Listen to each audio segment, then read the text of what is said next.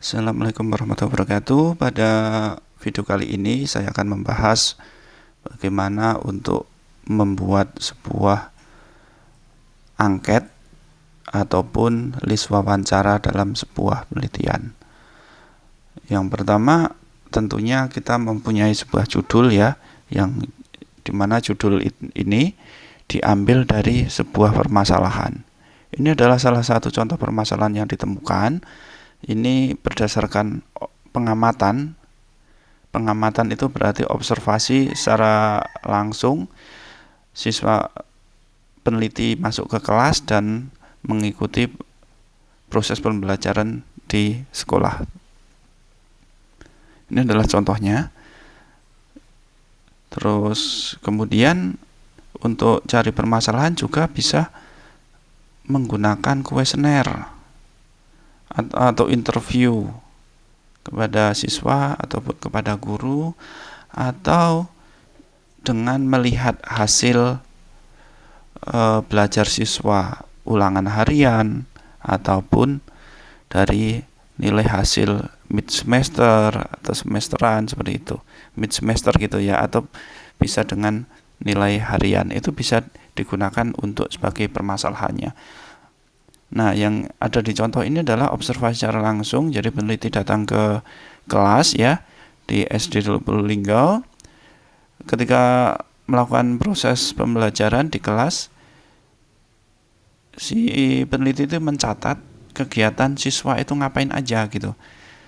Jadi di sini dilihat bahwa saat guru menggunakan metode ceramah, siswa terlihat tenang dan fokus.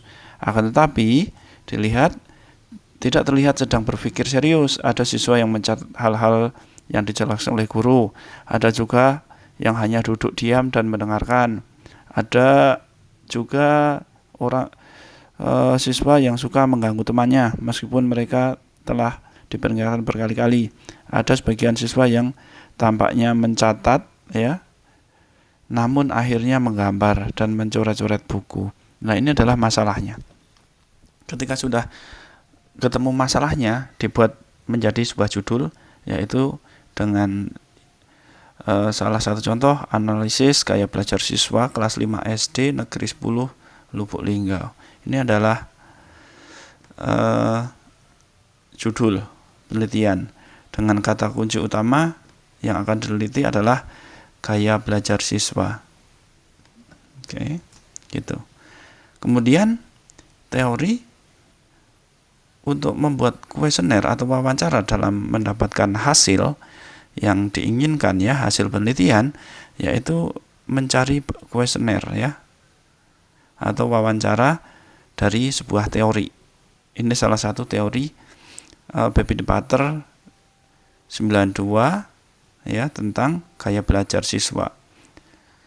Masing-masing mempunyai kecenderungan berbeda dalam serap informasi. Ada 3 gaya belajar yang sering disingkat dengan FACT ya: visual, auditory, kinestetik. Ini didapat dari mana? Dari sebuah jurnal ya. Jurnalnya dibuat dari mana? Kita carinya di Google Scholar ya. Ketik aja gaya belajar siswa, kemudian pilih aja mana yang satu-satu yang bisa Anda temukan teorinya. Ini salah satunya adalah di sini ya. Analisis profil gaya belajar siswa. Kita akan mencari, ini kan debater ya. Ini adalah saya ambil dari penelitiannya Nurzaki ya. Nurzaki ini tentang analisis. Oke, jadi kita lanjut ke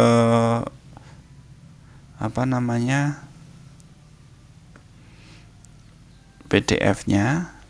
Nah, kita cari di sini gaya belajar. Oke, gaya belajar.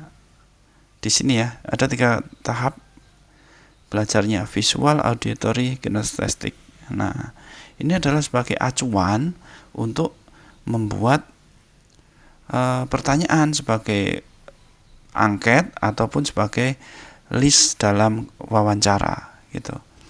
Nah, kita harus tahu masing-masing itu seperti apa. Nah, di sini sudah disebutkan ya. visual itu apa aja. Nah, nanti Anda membuat pertanyaan misalkan seperti ini ya. Saya lebih suka belajar dengan melihat gambar. Saya lebih suka belajar dengan melihat video.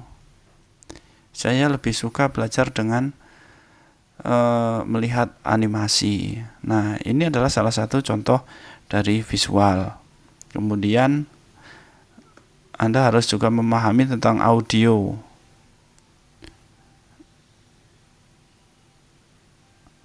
Yang audio ya. Ini visual. Audio itu cenderung ke mendengarkan ya. Saya mendengarkan dari guru langsung di sekolah, mendengarkan dari radio ataupun apa gitu. Jadi lebih suka ke mendengarkan.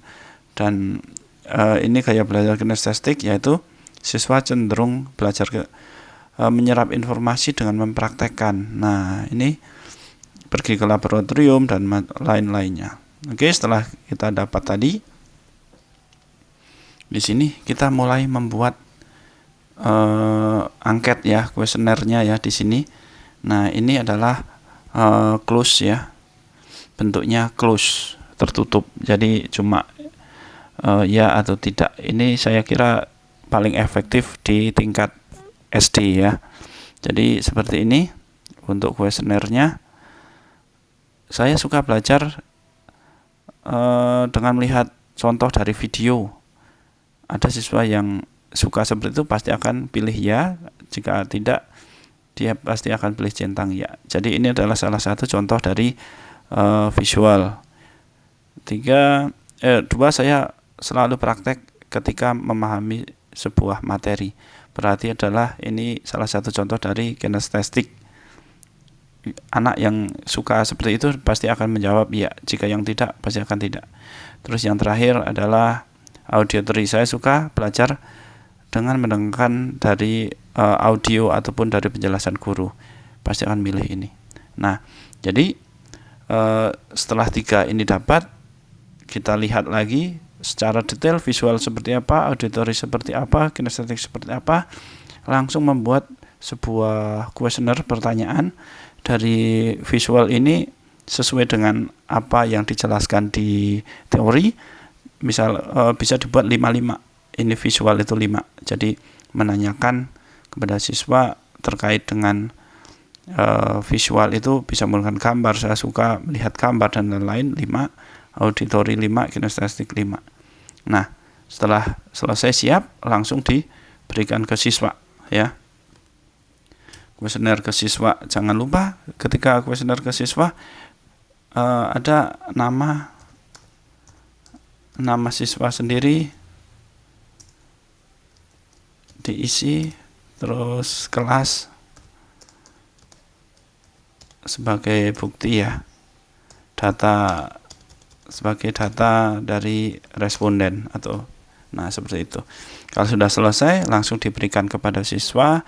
Setelah diisi semua, kita mulai ke analisis data dan penulisan hasil.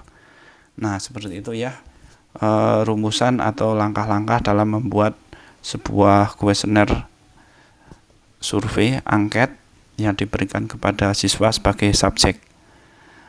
Ini juga bisa digunakan dalam sesi wawancara. Jadi sebagai acuannya ya, di ini visual itu apa aja, nanti di wawancara bisa ditanyakan seperti itu.